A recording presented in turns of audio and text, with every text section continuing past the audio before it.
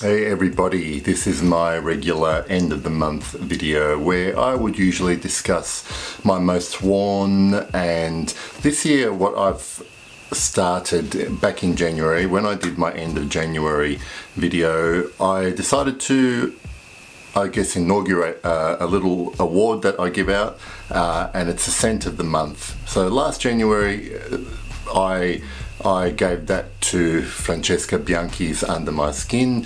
It was basically the best fragrance I wore or tried for that month. And what I want to do is do that every month for the rest of the year. And at the end of the year, out of the 12 nominations for each month, and there's no reason there could not be a tie between fragrances, but it's very unlikely. I will pick my scent of the year. So that's a little thing that I'm going to do all year at the end of the month. So for February scent of the month, I'll lead off with that. It is none other than Rania J's Ombre Loop. This has been getting quite a bit of hype, both on social media like Facebook groups and on Instagram and here on YouTube itself. I know that the video I remember watching was with from Sebastian at Smelling Great Fragrances. He did a video with Ana Stoyan, the blogger from Spain, and they were talking about Ombre Loop, and other people spoke about it. So I was lucky enough to receive a small sample of it, and it was pretty much a wow from first wearing. I mean, I love amber fragrances in general, and I have quite a few of them already, but this one was just the way it was blended with the added spices, and there's a little bit of smokiness that comes from the combination of there's gaiac wood in there, and there's a variety of balsam. It's very balsamic, ambery, spicy, hints of smoke, and it worked on my skin, and it was just really delicious, and was not, I don't think, redundant in my collection. Given that I have other amber fragrances, I'm more than happy to have this. So Ombre Loop is my scent of the month for February. So, moving on from that, some of you might know or may not know, all of this month, February, I basically dedicated to only wearing samples. So over the last month I've received heaps and heaps of samples, and I have managed since late January to only wear as my scent of the day a sample that I had to test. And most of the time I had not tried it before, so a lot of the time I was going in blind wearing, and for the most part there was no real stinkers from the 60 to 70 odd samples that I did. Where there were some I didn't like. They weren't, maybe one or two felt like scrubbers that I wanted to wash off.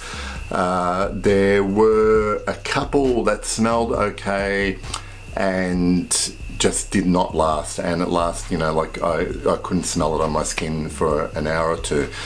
So the kind of process I'm going through with these samples is, if I had that kind of experience on the first wear, I pretty much tossed them to the side, because life's too short to persist with stuff that just doesn't work, well, that you don't like immediately,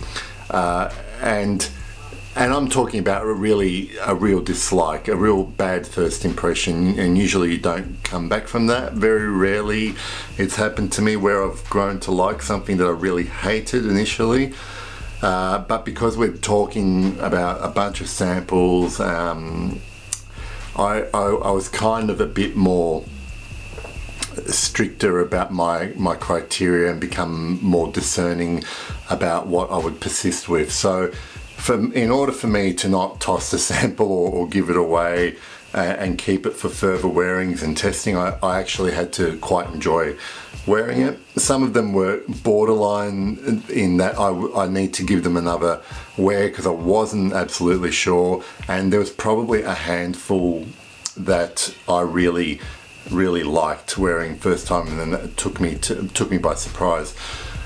One of those was from a house that I've probably never mentioned on my channel before. It's the house of Joe Malone, and this one was Myrrh and Tonka, and I believe it was released last year, and it was one that I have wanted to try, and I got a sample, you know, almost by chance. My friend Chris from Mr. Siage sent me a couple of the Roja Dove samples for our recent video, but he also included a couple of Joe Malone sprays, and one of them was Myrrh and Tonka, and I wore that and immediately sprayed it on and just knew I was going to enjoy it. The only thing I wasn't sure about was how long it would last, but this one here, Myrrh and Tonka, was a very good performer on me. It even got a compliment. Someone mentioned that something was smelling nice. That wasn't directly at me, but I know it was Myrrh and Tonka that they were smelling. So that's that one. The only there was a couple from Gallagher fragrances that I really enjoyed. They were Iloren and also enjoyed Bergamust quite a lot.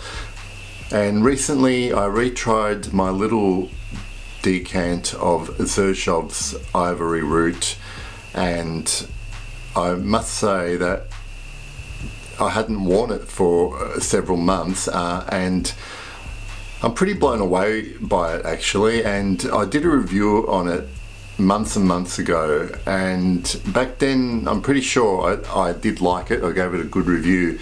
I just wasn't sure whether it was something I needed to have in my collection, and I'm still not sure, but damn, it smells good. It smells good, and it works on my skin, which is a good thing.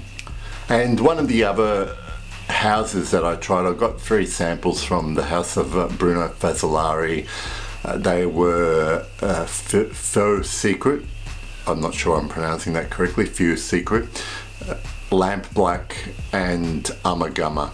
And those first 2 were okay. You know, they just weren't doing enough for me when I wore them. They were pleasant enough, just I didn't get blown away. But I really did enjoy Ummagumma.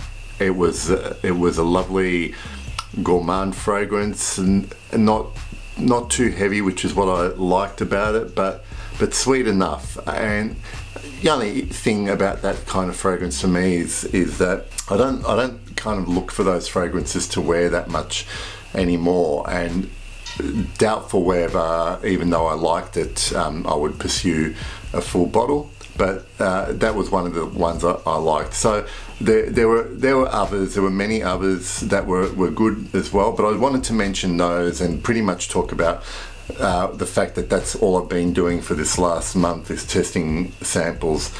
March, I'm going back to my collections, and I'm going to enjoy all the bottles. I have some new bottles that I have not even opened up yet, which is pretty exciting for me. So I hope you enjoyed that. Thanks for watching once again. Thanks for following, subscribing, commenting, liking. I look forward to seeing you again. See you later.